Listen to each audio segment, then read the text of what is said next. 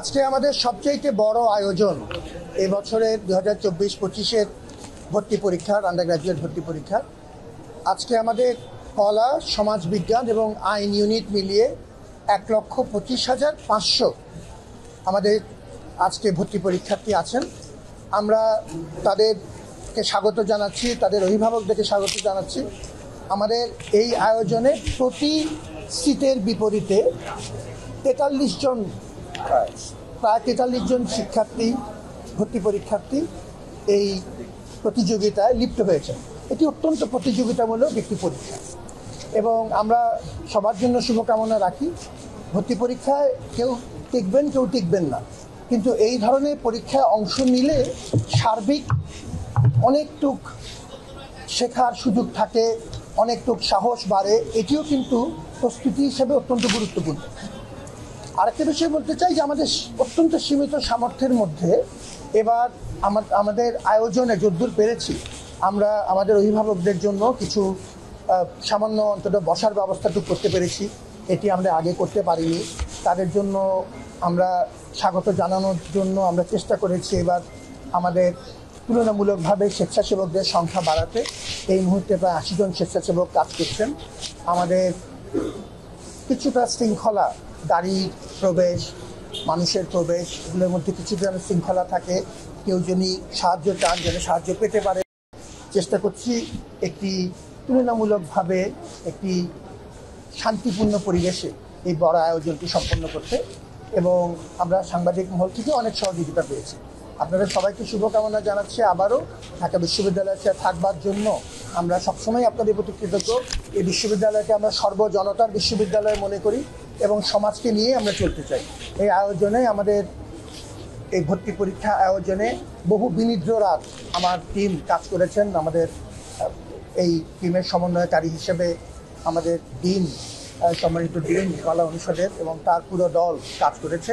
ঢাকা এবং ঢাকার বাইরে 8টি বিভাগীয় শহরে আমরা এই আয়োজন করেছি, দেশব্যাপী আয়োজন। পুলিশ প্রশাসন আমাদেরকে অনেক সহযোগিতা করেছে, সরকারি জেলা প্রশাসন অনেক সহযোগিতা করেছে। আমরা বিভিন্ন অংশীজনদেরকে নিয়ে এই বড় আয়োজন এখন পর্যন্ত সুচারুরূপে হচ্ছে। আমরা আল্লাহর সাহায্য কামনা করি এবং আপনাদের সবার সহযোগিতার জন্য আবারও ধন্যবাদ জানাই। আমি দুটো ব্যাপার পরিষ্কার করতে চাই। আমরা আগামী 28 তারিখ মঙ্গলবারে আমাদের এই গত 5 মাসের ভিটামিন ও ফাইবার সমৃদ্ধ ফ্রেশ আটা ময়দা সুজি আপনাকে দিবে সুস্বাস্থ্যের নিশ্চয়তা। ফ্রেশ আটা ময়দা সুজি কাণ্ড নিয়ে আমরা সাংবাদিকদের সাথে আলাদা করে বলবো। এইসব অনেক বিষয় নিয়ে কথা হবে। আমি জাস্ট এই প্রশ্নটি খুব সংক্ষেপে উত্তর দিচ্ছি। এই বিষয়টি নিয়ে আমরা গভীরভাবে আমরা সচেতন আছি, চেষ্টা করছি এবং আমরা কিছু কার্যকর পদক্ষেপ নিয়েছি। আমাদের কিছু কোটা, মুক্তিযুদ্ধের কোটা, আমরা নাতি নাতনি পর্যায়ের যে অংশটুকু ছিল সেটি আমরা একদম পদ্ধতিগতভাবে একটি প্রক্রিয়ার মধ্য দিয়ে যেয়ে এটা একটা প্রক্রিয়াগতভাবে করতে হয় আমাদের। এই প্রক্রিয়াটি শেষ করে সেটি এখন সন্তান পর্যায়ে এসছে এবং আমাদের অপরাপর যে কোটাগুলো প্রত্যেকটি ছাদ যৌক্তিকভাবে সংস্কার করা হয়েছে। আমরা ছাত্রছাত্রীদের সাথে এই বিষয়ে নিয়মিত যোগাযোগ রাখছি। আমাদের ক্ষেত্রে এই ব্যাপারটি আমরা অংশীজনদেরকে নিয়ে সবসময় রিভিউ করতে চাই। আমরা এর মধ্যে যে বৈষম্যের যদি বিষয় থাকে সেটি সবার সাথে আলাপ করে ঠিকও করতে চাই। সে তার উদ্যোগ হিসাবে আমরা ইতিমধ্যেই 3টি পদক্ষেপ নিয়েছি এবং আপনারা যদি ডিটেইল জানতে চান সেগুলি সবই কাগজপত্রে আমাদের কাছে আছে। আরেকটি বিষয় নিয়ে আমাদের অলরেডি আমাদের উচ্চ আদালতে একটি মামলা চলছে আরেকটি কোটার একটি অংশ নিয়ে। সেটা আসলে কোটা নয়, সেটি আমাদের একটি বিশেষ কর্মচারীদের সুবিধার অংশ হিসাবে একটা অংশ আছে, সেটি নিয়েও মামলা চলছে। আর এর বাইরে অপরাপর প্রত্যেকটি কোটা আমরা সংস্কার অলরেডি করেছি।